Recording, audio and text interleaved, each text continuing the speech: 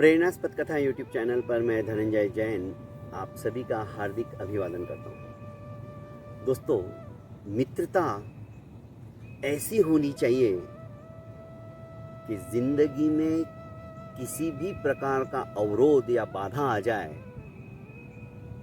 तो भगवान को याद करने से पहले उस मित्र की हमें याद आनी चाहिए। मित्रता ऐसी होनी चाहिए।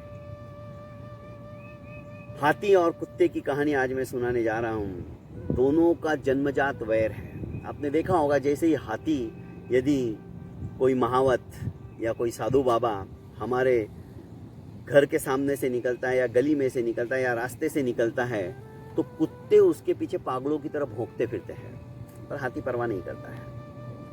एक राजा ने एक हाथी को पाल के रखा था। वो हाथी इतना बढ़िया था, एक भी युद्ध उसने हारा नहीं था। जिसे भी अपने पीठ के ऊपर बिठाया था उसे भी सही सलामत लाया था। इतना जबरदस्त हाथी था। तो राजा भी उस हाथी की बड़ी केयर करते थे। उसके लिए खाने पीने की विशेष सामग्रियां वे देते थे।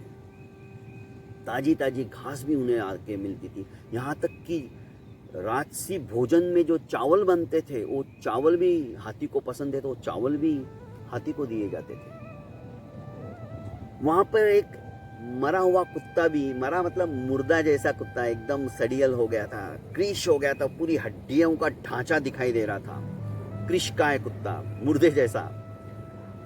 वो उस आवारा कुत्ता था। वो उस हाथी के पास आता, भूखा प्यासा तो था ही, वो धीरे धीरे वो चावल खाने लगा।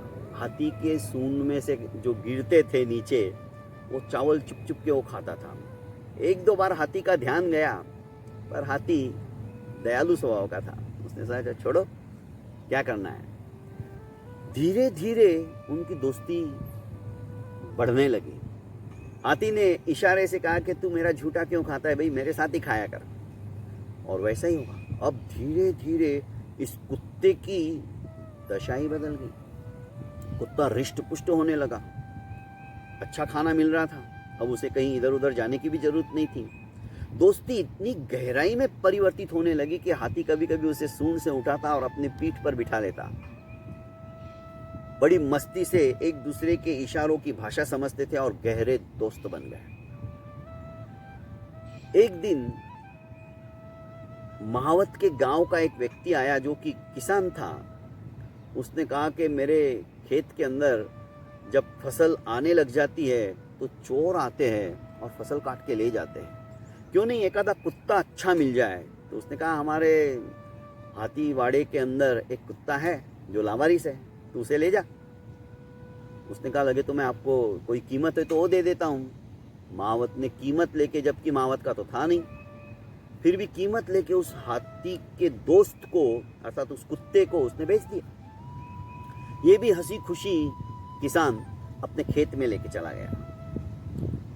पर अब हुआ क्या, दोनों की दोस्ती टूट गई। दोनों ने एक दूसरे को देखा नहीं तो बेचैन हो गए।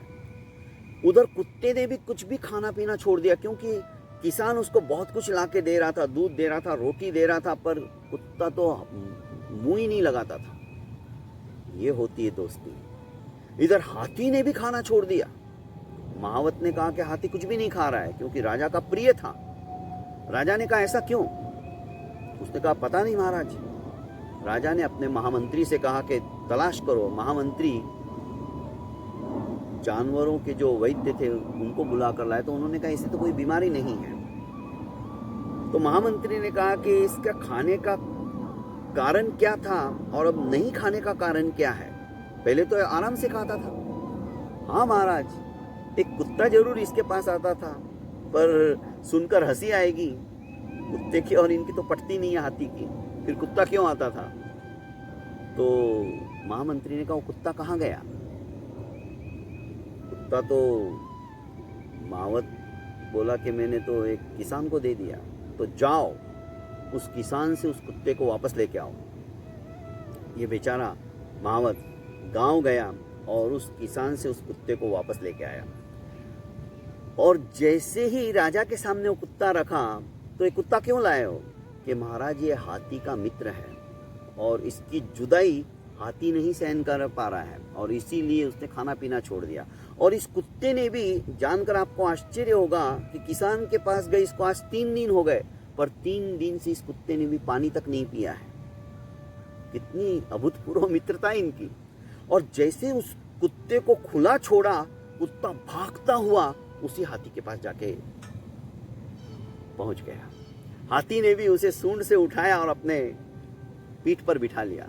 ये सब कुछ देखते रह गए। दोस्तों, कहानी हाथी और कुत्ते की है, पर यह कहानी हमें सबक सिखाती है। मित्रता ऐसी होनी चाहिए। दूध और पानी की मित्रता देख लीजिए। जब दूध हम गैस के ऊपर रखते हैं तो पानी भी सोचता है कि चलो, इसने मुझे अपना दाम दिया, इसने मुझे अपना रूप दिया, इसने मुझे अपना सर्वस्व दे दिया। मैं तो पानी था, मोल भी दिया, मेरी कीमत क्या थी? कुछ भी नहीं। मुझे दूध के भाव से बिका गया मैं। तो मेरा फर्ज बनता है कि मैं दूध के ऊपर आंच तक नहीं आने दूं। पानी और दूध की मित्रता यही बताती है हमें। और सबसे पहले पानी जलना शुरू करता है। फलस्वरूप दूध भी ये बर्दाश्त नहीं कर पाता कि मेरा मित्र पहले क्यों जल रहा है। और जब उफान आता है, उफनने लगता है, और वो सबसे पहले उफान इसीलिए आता है कि वो मैं गैस को बुझा दूं, इस आग को बुझा दूं, और उफन को वो बाहर निकलना चाहता है कि मेरे मित्र को आंच मत आने दो। दोस्ती ये होती है।